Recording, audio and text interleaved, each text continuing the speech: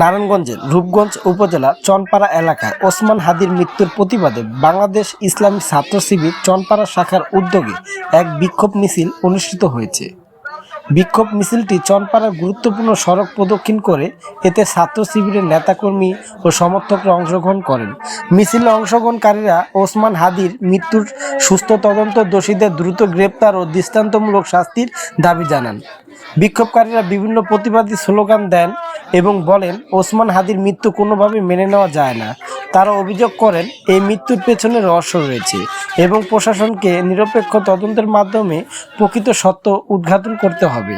মিছিল শেষে সংক্ষিপ্ত সমাবেশে নেতারা বলেন, যতদিন পর্যন্ত দোষীদের বিচার নিশ্চিত না হবে ততদিন ছাত্র সমাজ আন্দোলন চালিয়ে যাবে। এই হাদির একটি উদ্দেশ্য ছিল যে বাংলাদেশকে ইনসাফ ভিত্তিক রাষ্ট্র প্রতিষ্ঠা করবে। আমরা আজকে শপথ নিতে চাই যে ইনসাফ ভিত্তিক রাষ্ট্র প্রতিষ্ঠা হওয়ার আগ পর্যন্ত আমরা বাংলাদেশের মাটি থেকে ঘরে ফিরব না, ইনশাআল্লাহ। সংগ্রামী ছাত্র জনতা, আমরা বলে দিতে চাই, হাদি ভাই আমাদের যে আধিপত্যবাদের বিরুদ্ধে যে লড়াই সংগ্রাম চালিয়ে গেছে, আমরা সেই লড়াই সংগ্রাম জারি রাখবো যতদিন না পর্যন্ত এই কালচারাল ফ্যাসিস্টদেরকে আমরা দমন করে আমরা একটি ন্যায় ও ইনসাফের রাষ্ট্র গঠন করতে পারি।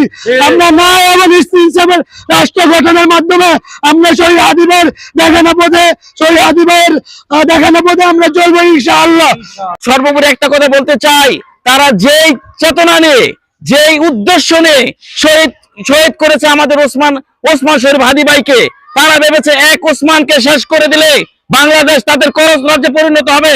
তারা ভেবেছে এক ওসমান হাদিকে শেষ করে দিলে বাংলাদেশ থেকে ইসলামী মূল্যবোধ, দেশপ্রেমিক লোকজন ভয়ে ভীত হয়ে চলে যাবে। আমরা তাদেরকে বলে দিতে চাই, এক শহীদ হাদি লোকান্তরে লক্ষ শহীদ ঘরে ঘরে। যতদিন পর্যন্ত জুলাইয়ের চেতনা থাকবে, ইসলামী মূল্যবোধ থাকবে, ততদিন পর্যন্ত আমাদের শহীদ হাদি আমাদের অন্তরে থাকবে। এবং শহীদ হাদির যেই ইচ্ছা, শহীদ হাদি যে উদ্দেশ্য নিয়ে ইনকিলাব মঞ্চ করেছিলেন, এই দেশ থেকে ভারতের দালালি, এই দেশ থেকে ইসলামের শত্রুদেরকে ধূলিসাৎ করে এই দেশকে একটি আদর্শবাদী দেশ, ইসলামের মূল্যবোধের দেশ এবং ভ্রাতৃত্বের দেশ প্রতিষ্ঠা করবে। যতদিন পর্যন্ত এই বিধান কায়েম না হবে, ইসলামী মূল্যবোধ কায়েম না হবে, ততদিন পর্যন্ত আমরা ওসমান শরীফ হাদির আদর্শকে নিয়ে এগিয়ে যাব। তুমি কে, আমি কে, হাদি হাদি।